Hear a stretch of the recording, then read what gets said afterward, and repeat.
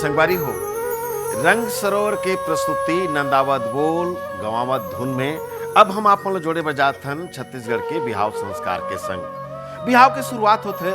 हल्दी के संग और हल्दी के संग जुड़े जिन गीत और संगीत है वो गीत के बोल मन में आप मन ध्यान दो तो हमर सियार मन कतिक सुंदर बोल मन ला सकेल सकेल के रखे है जेमा अध्यात्म के गहरी ले गहरी के बात अमाय हवय। और ऐसना गीत अभी आप मन के बीच में हम रखे बर जात हन जेमे आप सभी भाव ला महसूस करी हो तो ले वो आपके बीच हम रखे बर जात हन हल्दी के गीत।